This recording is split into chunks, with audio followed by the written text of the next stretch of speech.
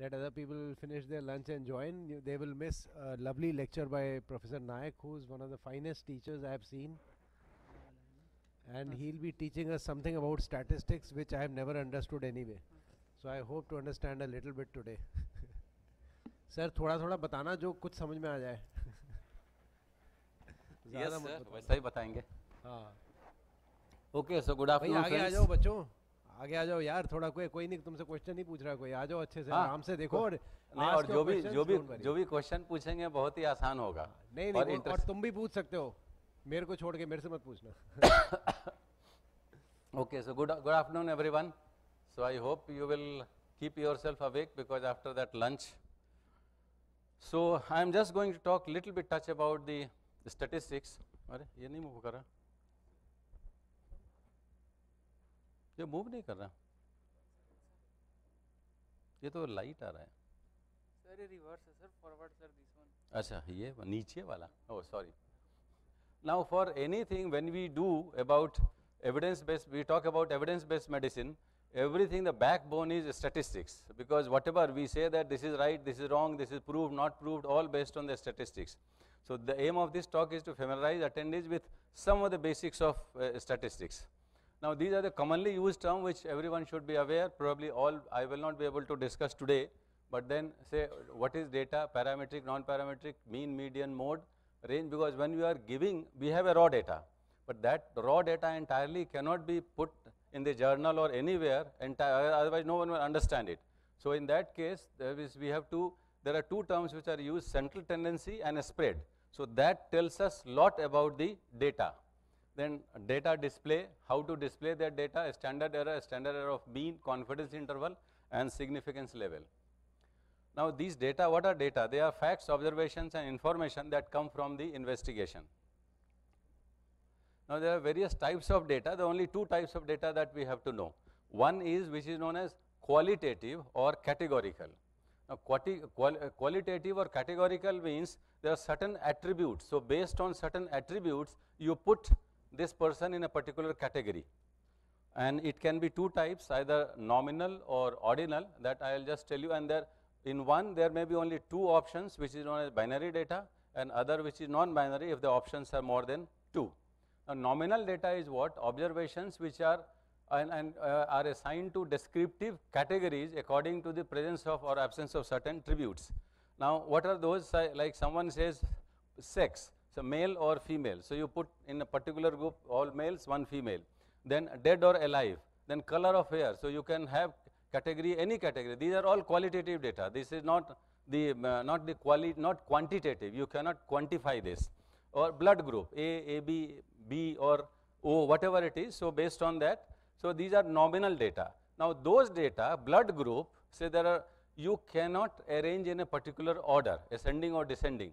If you can arrange in a particular categorical data in a particular order, either ascending or descending, then that categorical data becomes ordinal data.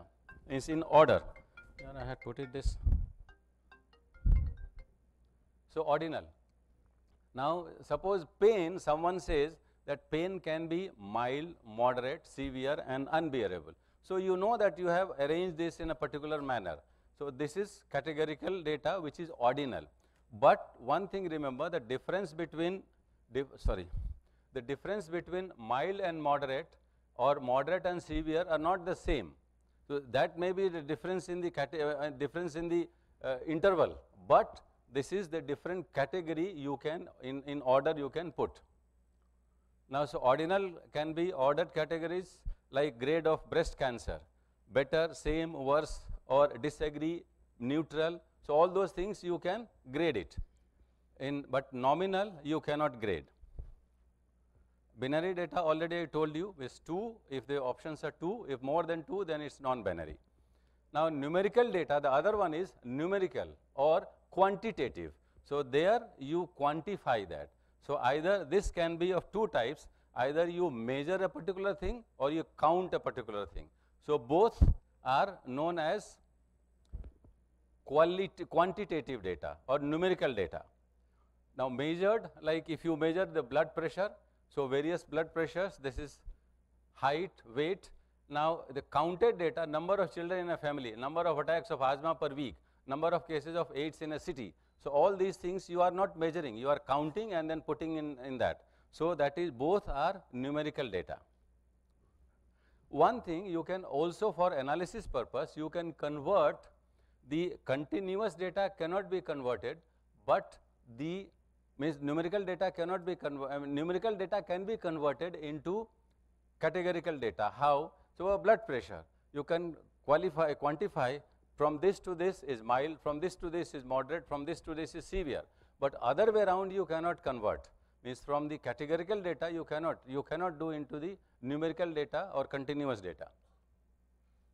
And all numerical data means those which follow, everyone knows about the Gaussian curve or the normative database, because there is a certain characteristics of this normative database. So, those data which follows this Gaussian curve, numerical data, they are known as parametric data, and the other one is non-parametric data which is not following that curve. Now, there are certain tests to know whether our data set is parametric or non-parametric. Why it is important, you will come to know in a moment, because that is important for you to know, because based on that you decide which statistical test will be required for analysis, final analysis. Now, we also talk about univariate, bivariate or multivariate. If there is only one variable, then it is univariate. Like in this, if you are considering only age, it is univariate. If it is only sex, it is univariate. But if you are taking into consideration both together, then it is bivariate, and if there are multiple factors which you are taking into consideration analysis, then it is multivariate. Now, data presentation, because as I said, you cannot put up the entire raw data. So, for that qualitative you can have either rate, ratio or proportion, and quantitative usually it is central tendency and the dispersion, that how much the data is dispersed. Now, mean is usually we talk about mean, but in mean always in data we talk about mean only arithmetic mean, means you sum up all the data, divide by the number, that becomes your mean. But there are so many other mean also, which sometimes, because time is not permitting me to discuss in detail. Now, so these are central tendency for the numerical data. Either you can present a mean, median or mode. What is mean? Mean is, I told you, you sum up and divide by the total number, and mean also will have a standard deviation. There is a characteristic, particular characteristics of the parametric data, only parametric data, that mean plus minus 1 standard deviation will include about 68% of the data set. If it is plus minus 2, 95.6%, 1.96 plus minus 1.96 standard deviation is 95% of the data set will be included in this, and that is the basis of the normal value of any calculation or any measurement. If it is 3, then it will be more than that, more than 99.5% data set will be included. So, that is the characteristics of parametric data, the relationship between mean and standard deviation. Now, median is what? That if you arrange, there you do not sum up, you arrange in ascending or descending order, the middle figure is the median. So, suppose in this the 9, 10, 12, 14, 16, you are arranged in ascending order, 12th is the middle number, that is median. If there are, say, this is because the odd number, if the number would have an even, then there will be 2 in the center. So, you take a mean of the central 2 and that is your median. And mode is something which is, it really does not reflect anything central tendency, but mode is that whichever number has come maximum number of times. So, like in this data set, 12th has come maximum number, so 12th is the mode in this. Now, measure of dispersion, why it is important, that also, because only mean, median will not be important, will not be sufficient for data to be presented to others. Say 8, 9, 10, 10, 10, 11, 12. Now, if you take a mean of this, it will come 10. Now, take this figure also, B, 0, 1, 5, 10, 16, 18, 20. This also, if you take mean, this will also come 10. So, only if you tell 10, it will not reflect that what is the spread of the data. So, that will come only with the, when you describe the spread, which is usually the spread is standard deviation. I told you in parametric data what is the relationship between spread, but also for dispersion we also talk about interquartile range, which is the 25th and 75th percentile, that range, or range which is from one end to the other end.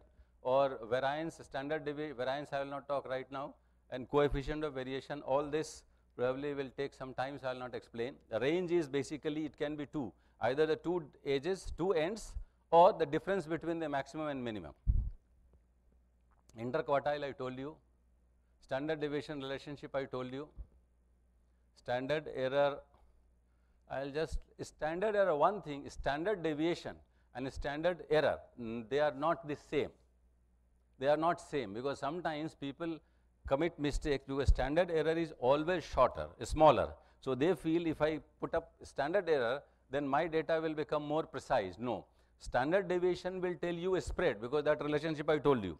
Standard error will tell you the precision of the measurement. So how precise is your data measurement? Suppose if you have got measurement of certain population, if you take one reading, one set of reading and have got the mean, but then how precise is close to the reality, that you will, can you find out? Unless you do 10 times that study, every time you will get one mean. So based on that calculation, then you will come to know that how precise it is. But fortunately, you don't have to do 10 times to know that precision, or 100 times. Just with one measurement, there is a formula which is standard deviation divided by square root of number n. That will tell you the standard error. Okay, so and more than, and from standard error we calculate 95% interval, confidence interval. That what are the chances, what are the range when the, suppose you do study 100 times, then 95% times it will fall between this figure and this figure. My mean will fall between this. So that also tells you about the precision more. And this standard error of mean, or standard this one confidence interval can be for any figure, any number, anything it is possible to calculate. So that I will just, population, the term population is used to differently in different contexts, because suppose if I am doing a study, so based on what is my inclusion and exclusion criteria, that with all those person with those criteria, they will fall in a particular population in my, for my study. But population doesn't mean that everyone in this room. Suppose if I want to study only the ladies, then all those ladies for my study will form the population. And then what is the sample? Because if there are 500 ladies in this hall and I want to study something, there is no, means it's not wise to study all 500 ladies sitting in the room. So I will, based on certain formula, I will try to find out what is the sample which I should study based on certain figures which is given, then so that I will get very close to the what is truth. So that is sample. And randomization is primarily to remove biases. So whatever method of randomization, but sometimes you must be, someone says everyone who is coming on OPD on Monday goes to one group, on Tuesday second group, or with the patient's identity number, odd number will go to this, even number will go to that. These are all wrong. Or date of birth, all will go, all is wrong randomization, because randomization is always done once you have included exclusion and included and excluded. So whichever satisfies your criteria or meets the criteria, they form your study population. Then after that, once you have included a patient, then you do randomization. Before inclusion, if you do, then there will be bias which will come. So that's why those things are wrong. The best is the random table which is generated by computer. And always we talk about if something looks as if this figure is more, this figure is less, so this is superior, is not correct. No one will accept it. So all based on the statistics, the p-value is calculated, and p-value always we take it as a, somewhere we have to take cutoff. 0.05, less than 0.05 is considered to be a significant. Now comes the important thing, hypothesis testing, because all I said you have to do study. After doing, you have got the data, then you have to do the statistics, where the hypothesis testing, certain statistical test. But not that whatever comes to your mind, you do that and then you say, okay, now this is significant and this is proved. No, because for that there are certain rules. But there are at least couple of hundred of statistical tests. All are not necessary for you to, no one can, for our standard, no one can know that. But there are 5 tables I will be showing you. With those 5 tables, probably most of the time, more than 95% times, you will come to know the statistical test is correct or not, or which one I should do. All statistical tests should be decided which statistical test I will be doing on this particular study before starting the study, not after you have done the study. Okay. So, how will you decide? This null hypothesis, you know, usually it is considered both are equal. If you can't prove it, then you say it's not equal, so the alternate hypothesis is accepted. And in this two errors we should know. The type 1 error alpha, this is the incorrectly rejecting null hypothesis, and type 2 is beta error, which is incorrectly accepting the null hypothesis. And power of study is considered 1 minus beta is considered power of study. So, any power of study which is less than 80% is not a strong study, means it should be higher the better, but problem is the more power you get, you incorporate, more number of samples you have to study. Now, how to use statistical test, the most important part of today's talk. So, basically I said 5 tables I will be describing to you. One is, first of all, based on your research question. What is the research question?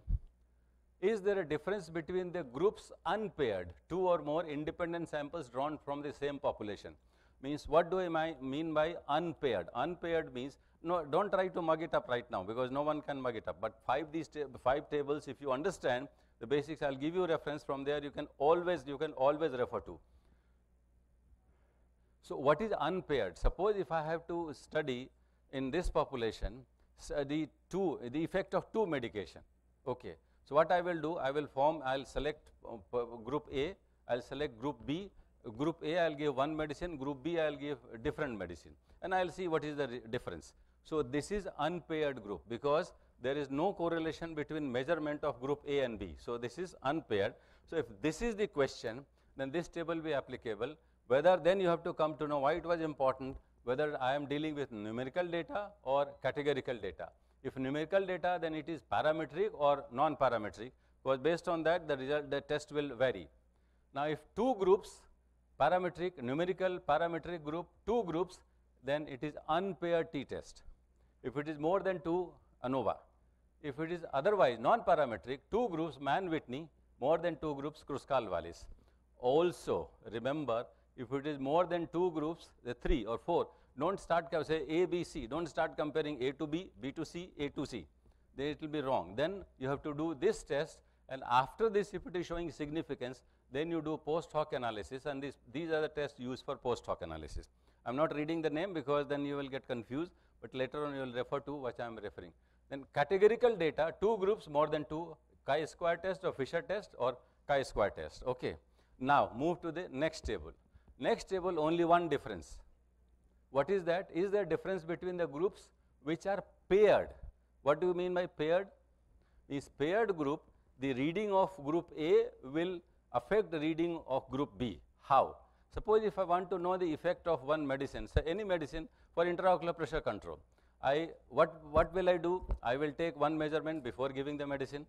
Again, after say whatever timeline I want, say after 4 hours, then I will take after 4 hours, after giving medicine, again second reading. So, same population, I am doing 2 measurements. So, if the earlier reading will definitely affect the second reading also. So, this is paired group, or there are crossover study, that is also paired group. Okay. Or if there are, say, suppose if I take before giving medicine, 2 hours after medicine, 6 hours after medicine. So, there are 3 groups, but all are interrelated, paired group. So, then this table is applicable. Now, in this what? After that, it is very simple to understand. If it is numerical or parametric, otherwise categorical, 2 groups more than 2. If it is numerical, parametric, 2 groups, paired t-test. Now, see the difference. Paired t-test and unpaired t-test you have to mention, because simply you mention that I will do t-test is wrong, because t-test does not mean anything. Which one you are doing? Unpaired or paired? So, you have to mention. In the article also there will be so many mistakes in the article, published articles also. So, you have to know these things. If it is more than 2 groups, then repeated measures ANOVA. If it is non-parametric data, 2 groups, Mann-Wilcoxon test, more than 2, Friedman test. And similarly, if it is categorical, 2 groups more than 2, McEnmar test or Cochrane Q test. And if this one multiple group is positive, is significant, then you do post hoc analysis. Now, the third question. So, first one you understood, unpaired group, second paired group, third one, is there association between 2 variables? Because sometimes you want to know, I have one variable, I have other variable, is it related to this? Associated. Then association, for that, this is the table, numerical data, categorical data, both parametric, Pearson's R correlation coefficient, and here 0 indicates no correlation, +1 positive, -1 inverse correlation. If it is both non-parametric, then this test. If it is categorical, 2 by 2, risk ratio, odds ratio, otherwise chi-squaternion logistic regression. Just right now, I'm now quickly going because I'll give you the reference after that. So this is, but remember, this association doesn't prove causality. It's not that A is causing B, that's why it is increasing. This is only association. So people again commit mistakes in choosing a test. Now, is there agreement between the two assessments? What is this? Suppose intraocular pressure. I am giving example of glaucoma session. Suppose there is one instrument which is gold standard right now is Goldmann applanation tonometer. Now a new tonometer has been introduced. Now you want to know whether it is accurate or not. So you will compare with the gold standard. So it doesn't mean that there you can take measurement one method, take measurement with a new instrument, and then take a mean and do that either t-test or whatever, paired or unpaired t-test. That is wrong. Means their comparison is mean, so it is wrong. There what is done, and even the previous table also will not be, because if one is there, the other one association is wrong. You cannot do that. So their numerical data, the intra-class correlation coefficient (ICC) or Bland-Altman plot if it is a graphical method. If both categorical, then this is the test. Now screening diagnostic rater, so this is the one which is used, this table, for screening test, diagnostic test or rater valid. Suppose there are two set of examiner or two examiners. One is examining, he has a standard of marking. The second one a different standard. So whether it is correlating or not, you can do this test. Now the last one is the difference time interval trend, and all data will be non-parametric. Like you must have read in not only necessarily only in cancer when the death occurs that this survival analysis is done. Even say glaucoma surgery has been done. Now if it fails, that is also because one event you have to specify. Whenever the person is attaining that event, means that is you have achieved that end target. So in that case, if you are comparing, then two groups this test, more than two groups this one. Okay. Now this is the reference I was talking. You can just note down this reference. Now this is just 2-page article. In that all this whatever I have told you is given there, so you can have revision whenever it's required. 25 minutes, no? 5 minutes more. Okay. Oh sorry. अरे अभी है यार 2 minute. अभी मत बंद करो. Statistics is the only science where different conclusion can be drawn by different statisticians using the same set of data. That's why the importance of triple blind study, where the statisticians also don't know which group is what. Now this I will, since time is not there, so I will bypass this because this will take some time. Now I will just quickly, and these are 10 points how to cheat your data. But I have not put up here just to how to cheat, not to train that. But if someone is doing that, then how to pick it up. Now one simple, 1 or 2 examples, then I'll finish. That if the simple, I told you for parametric data, there are tests for that. But the thumb rule is, if the standard deviation is more than half of mean, even without doing that test, you can say that this is non-parametric data, provided none of the negative readings are possible. So in that, now in this one published example, now this is the table. Now in this, because just to save time, I will quickly go through, because here you see 17 is the mean and 13 is the standard deviation, more than half standard deviation, more than half standard deviation of the mean, and this also more than half. But the authors, the published report, all data they analyze as if it's the parametric data. It means that analysis was wrong. Now parametric data, you can, if you want to do non-parametric tests, you can do it, but non-parametric data you cannot do parametric test. So thank you very much. Thank you, sir, for a wonderful talk, and